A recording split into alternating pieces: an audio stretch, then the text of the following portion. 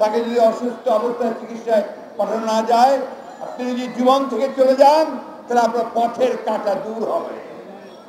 বন্ধুগণ, তা হয় না। শহীদ প্রেসিডেন্ট জিয়াউর রহমানকে হত্যা করে যারা হত্যা করেছেন তারা ভেবেছিলেন যে বোধহয় শেষ হয়ে গেল বিএনপি, শেষ হয়ে গেল বাংলাদেশের স্বাধীনতার যারা সংগ্রাম করে তারা। তা হয়নি। ঠিক একইভাবে বলতে চাই যে দেশনেত্রী বেগম খালেদা জিয়া সঠিকভাবেই তিনি তার উত্তরাধিকারী নির্বাচন করেছেন আমাদের ভারপ্রাপ্ত চেয়ারম্যান তারেক রহমান সাহেবকে, এবং তারই নেতৃত্বে সেই পতাকা আমরা আবারও তুলে ধরেছি। আমি বক্তব্য দীর্ঘ করতে চাই না। আমাদের অনেকক্ষণ ধরে এখানে বসে আছো, সকলে ক্লান্ত হয়ে গেছো। আমি শেষ করতে চাই শুধু এই কতগুলো কথা বলে যে দেশনেত্রী বেগম খালেদা জিয়া আমাদের স্বাধীনতার প্রতীক, আমাদের সার্বভৌমত্বের প্রতীক, আমাদের গণতন্ত্রের প্রতীক। তিনি আছেন বলেই এখনো গণতন্ত্রের সংগ্রাম চলছে। তিনি আছেন বলেই এখন আমাদের শত্রুরা আমাদের সীমান্তে তারা ভয় পায়। আর এখনো আওয়ামী লীগ যে আছে, ওই দেশনেত্রী বেগম খালেদা জিয়া দেশে আছেন, বেঁচে আছেন বলেই এখনো আছে।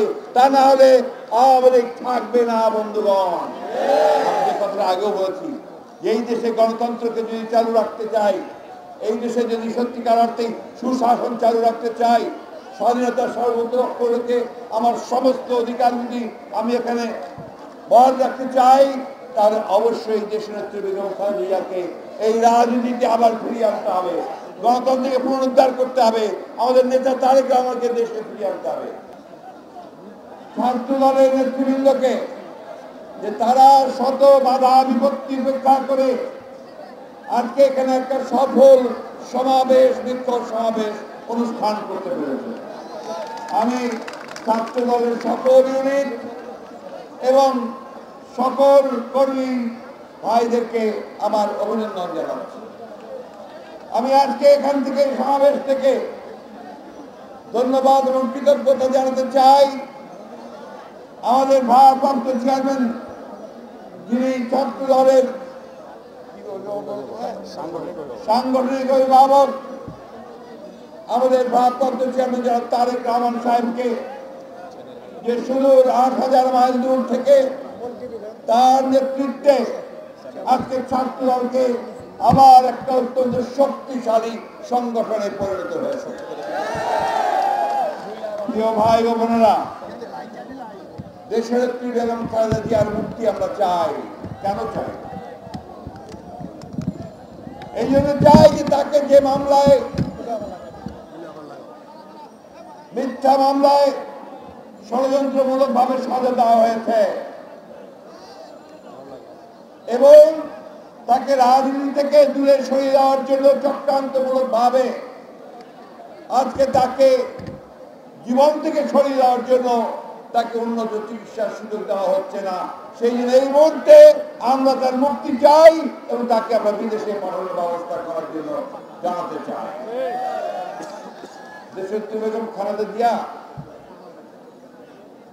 উড়ে এসে জুড়ে বসেননি।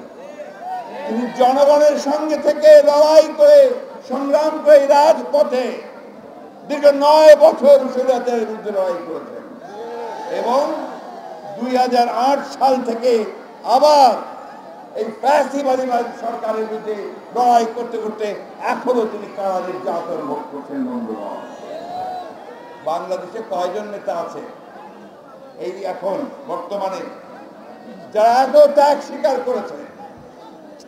১৯৭১ সালে স্বাধীনতা যুদ্ধের সময়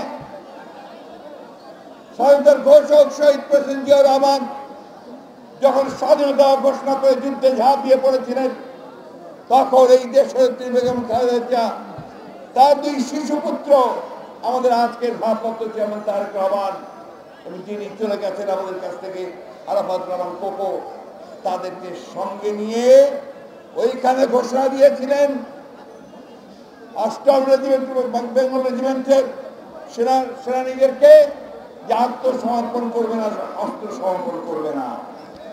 এবং তারপরে তিনি, আপনি জানেন সবাই, যে তিনি কিভাবে গোপনে ঢাকা এসেছিলেন এবং এক বাড়ি থেকে আরেক বাড়ি চলছিলেন সেইখান থেকে পাকিস্তান সেনাবাহিনী তাকে গ্রেফতার করে এবং 16 ডিসেম্বর পর্যন্ত তাকে ওই ক্যান্টনমেন্টের কারাগারে বন্দী করে রাখে বন্ধুগণ।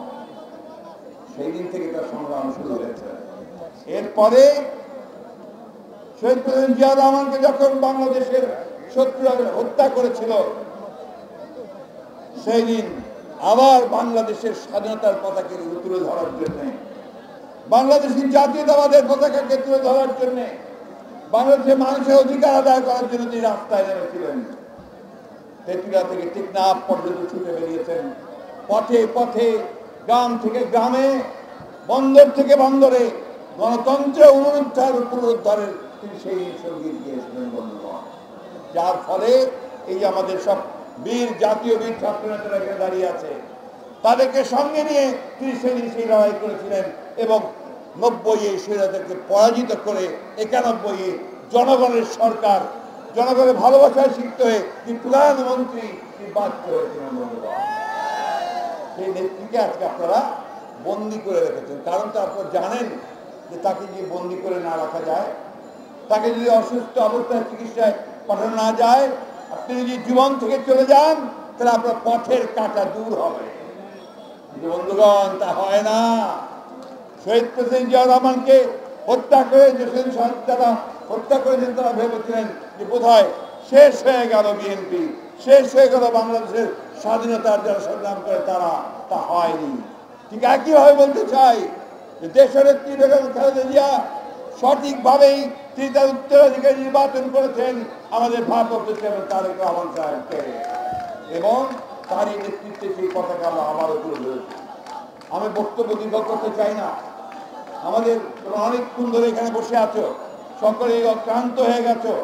আমি শেষ করতে চাই শুধু এই কতগুলো কথা বলে যে দেশনেত্রী বেগম খালেদা জিয়া আমাদের স্বাধীনতার প্রতীক, আমাদের সার্বভৌমত্বের প্রতীক, আমাদের গণতন্ত্রের প্রতীক। তিনি আছেন বলেই এখনো গণতন্ত্রের সংগ্রাম চলছে। তিনি আছেন বলেই এখন আমাদের শত্রুরা আমাদের সীমান্তে তারা ভয় পায়।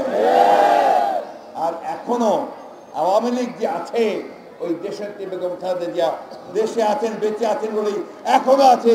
তা না হলে আওয়ামী লীগ থাকবে না বন্ধুগণ।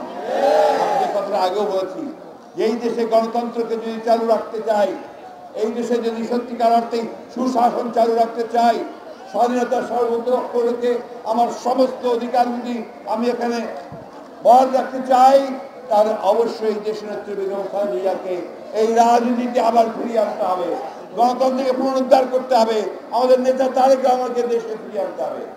আমার এই ছাত্ররা অনেক ত্যাগ স্বীকার করেছে, অনেকে গুম হয়ে গেছে, অনেকে খুন হয়েছে, কারাগারে নির্যাতন এখনো কারাগারে আছেন আমাদের সব ছাত্র নেতারা। এদেরকে মুক্ত করতে হলে, এই যে অন্যায় নির্যাতন প্রতিবাদ করতে হলে আজকে যুবকদেরকে জেগে উঠতে হবে।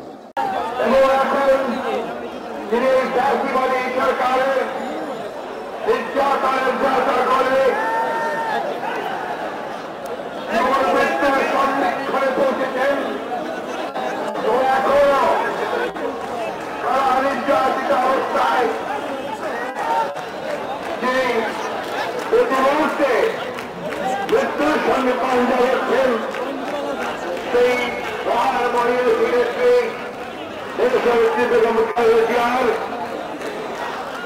মুক্তি এবং তার উন্নত চিকিৎসার জন্য তাকে বিদেশে উন্নত চিকিৎসা কেন্দ্রে পাঠানোর দাবিতে আয়োজিত বিশাল সমাবেশে সভাপতি, সংগ্রামী সভাপতি, আমাদের স্নেহভাজন ফজলুর রহমান খোকন, আমাদের মাঝে এখানে ছাত্র দলের সাধারণ সংগ্রামী সাধারণ সম্পাদক নেতৃবৃন্দ এবং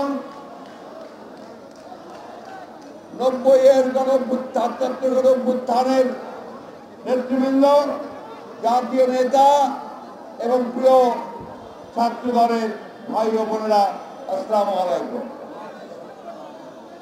আমি প্রথমেই ধন্যবাদ জানাতে চাই ছাত্র দলের নেতৃবৃন্দকে যে তারা শত বাধা বিপত্তি উপেক্ষা করে আজকে এখানে একটা সফল